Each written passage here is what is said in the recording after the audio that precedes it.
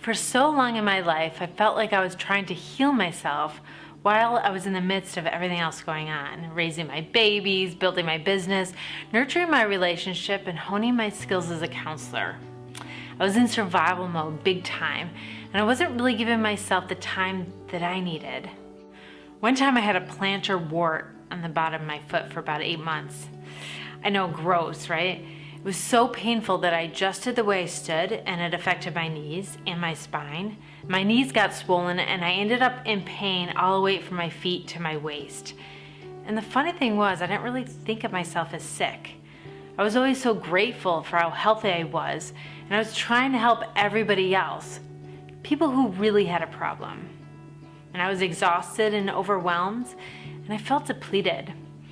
And I realized that belittling my pain was treating myself as if I didn't deserve to feel better, and that it didn't matter that I was in pain. So I shifted. I began to take care of myself, and in that shift, the plantar wart was gone within a week. 1 week. Do you ever feel overwhelmed by your life? Do you ever wonder why you don't take care of yourself? Why getting tasks done means more than healing and feeling calm? It's because healing's not tangible. You can't check it off a list. It takes time and concentration. And this is what I learned about giving myself time to heal from being overwhelmed and burned out. I need respite. I need acknowledgement. I had to make time for respite. I had to have a break from surviving my life and spend some time with myself and reflect. I created a space in my home where I could meditate and made myself spend time there. I scheduled a walk into my day, and I periodically went on retreat. The first retreat that I went on changed my life. I remember on the third day of the retreat saying to myself, I don't think I'll ever be unhappy again. This is what a break from my crazy life brought me after only 3 days. And now that memory becomes a touchstone for me when I'm feeling upset. I just go back to that place. And number 2, I had to get a community to support and acknowledge me. My girlfriends rocked for this. It's because we're only a self in relationships, so we need to see ourselves through other people's eyes. And when people acknowledge you, it lifts you up. And when you're isolated, you just go deeper into depression.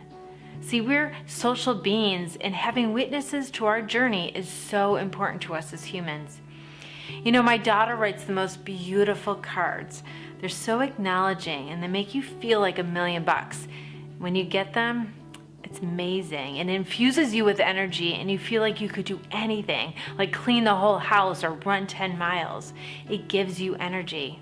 This is why I offer live retreats. They are a break from life where you can focus on being your own healer, and you could build a community of like-minded folks who could become your touchstones long after the retreat's over.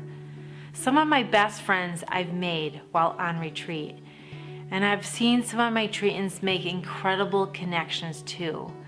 So I want to encourage you all to make some time for yourself, to take a break from that hustle and bustle, to meditate or walk, or just sit with your tea in the morning. And make sure that you have a friend or two or a community that you can feel like you belong to, who could lift you up and love you up, and let that you that you want to be shine through.